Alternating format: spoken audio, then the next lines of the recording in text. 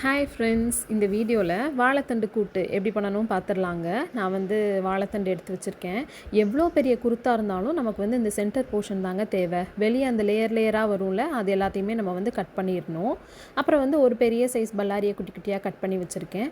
அப்புறம் நம்மளுக்கு பேசிக்கான அரப்புக்கு தேவையான தேங்காய், சின்ன வெங்காயம், ஜீரகம், பச்சை மிளகாய், கருவேப்பிலை இது எல்லாத்தையும் வச்சுருக்கேன். இந்த அரப்பு எல்லா கூட்டுக்கும் நம்ம யூஸ் பண்ணிக்கலாம். இன்றைக்கும் நான் இந்த அரப்பு தான் யூஸ் பண்ண போகிறேன்.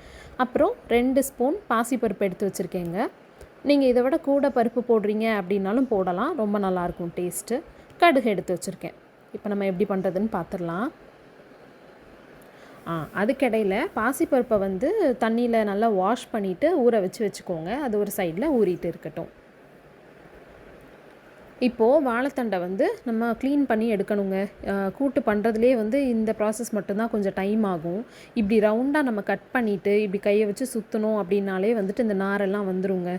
இது எதுக்கு எடுக்கிறோம் அப்படின்னா, நம்ம சாப்பிடும்போது டிஸ்டர்பன்ஸாக இருக்கும். அதே மாதிரி டைஜஷனுக்கு அவ்வளோ ஈஸியாக டைஜஸ்ட் ஆகாது. அதனால தான் இந்த நாரெல்லாம் நம்ம எடுக்கணும்.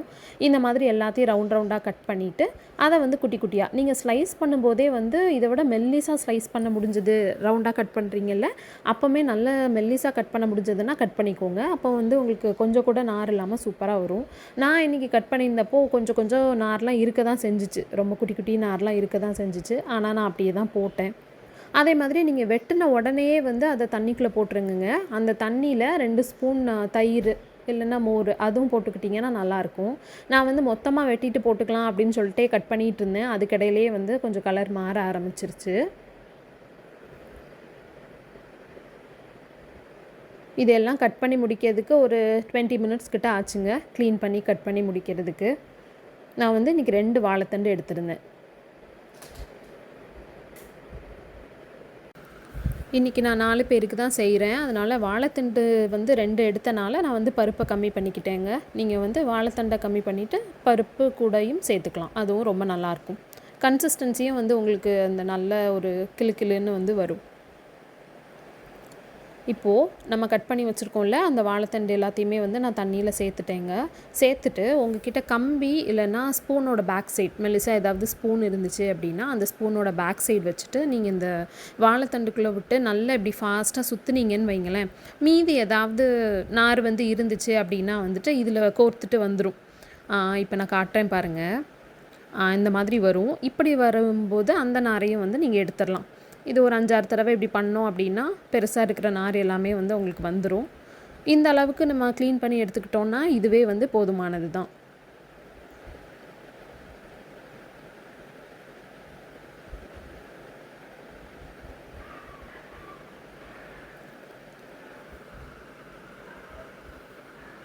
அப்புறம் நம்ம அரப்பையும் ரெடியாக எடுத்து வச்சுட்டு வந்தாச்சு. தேங்காய், பச்சை மிளகாய், சீரகம், சின்ன வெங்காயம், கருவேப்பிலை அரைச்சி ரெடியாக வச்சுருக்கேன். இப்போ நம்ம செய்யறதுக்கு போயிடலாம். எப்பவும் போல் ஸ்டவ் ஆன் பண்ணிக்கோங்க. அது மேலே ஒரு கடாய் வச்சுக்கோங்க. கடாய் சூடானதுக்கப்புறமா எண்ணெய் சேர்த்துக்கோங்க. எண்ணெய் நல்லா சூடானதுக்கப்புறமா நம்ம வெங்காயம் கட் பண்ணி வச்சுருந்தோம்ல, இல்லை அதுக்கு முன்னாடி கடுகு போட்டுக்கோங்க. கடுகு போட்டு கடுகு நல்லா வெடித்ததுக்கப்புறமா நம்ம கட் பண்ணி வச்சுருந்த வெங்காயத்தை சேர்த்துக்கலாம்.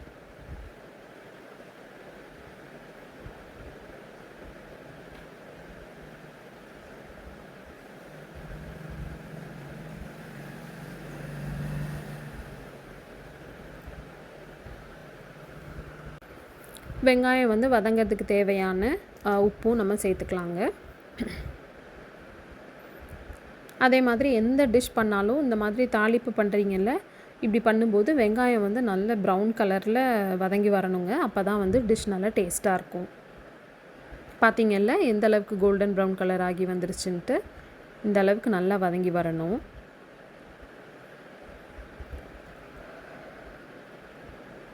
நல்லா வதக்கி விட்டதுக்கப்புறமா நம்ம கட் பண்ணி க்ளீன் பண்ணி வச்சுருந்தோம்ல வாழைத்தண்டு, அதை இப்போ உள்ளே சேர்த்துடலாம். நான் சொன்ன மாதிரி நான் 2 வாழைத்தண்டு எடுத்தனால இவ்வளோ குவான்டிட்டி இருக்குது. நீங்கள் எவ்வளோ எடுக்கிறீங்களோ அதுக்கேற்ற மாதிரி நீங்கள் போட்டுக்கோங்க.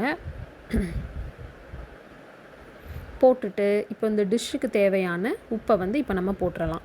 வாழைத்தண்டும் வந்துட்டு கீரை மாதிரி தான், கம்மியாக தான் வந்து உப்பு சேர்க்கணும். ஒரு வேளை பத்தலை அப்படின்னா நம்ம லேட்டராக வந்து டேஸ்ட் பண்ணிவிட்டு அதுக்கப்புறம் போட்டுக்கலாம்.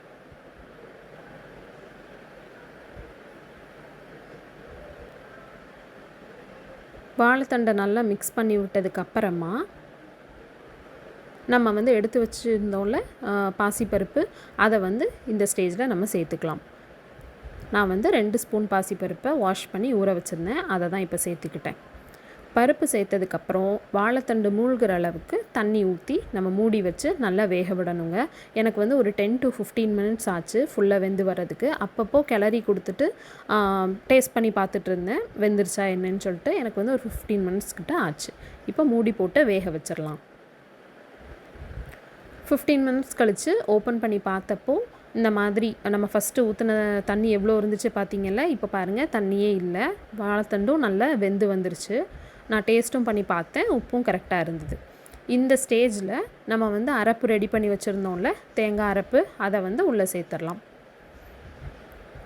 தேங்காய் போட்டுட்டு ரொம்ப நேரம் குக் பண்ணணும்னு அவசியம் இல்லைங்க. நல்லா மிக்ஸ் பண்ணி விட்டுட்டு ஒரு 2 மினிட்ஸ் கழித்து நம்ம வந்து ஸ்டவ் ஆஃப் பண்ணிடலாம். இந்த அரப்பு வந்து நீங்கள் எல்லா கூட்டு எல்லா பொரியலுக்கும் ஆட் பண்ணலாங்க. ரொம்ப டேஸ்ட்டாக இருக்கும். ட்ரை பண்ணி பார்த்துட்டு எப்படி இருந்துச்சுங்கிறத கமெண்ட்ஸில் சொல்லுங்கள். வீடியோ பிடிச்சிருந்துச்சுன்னா லைக் பண்ணுங்கள், சேனலை சப்ஸ்கிரைப் பண்ணிக்கோங்க. தேங்க்ஸ் ஃபார் வாட்சிங். பை.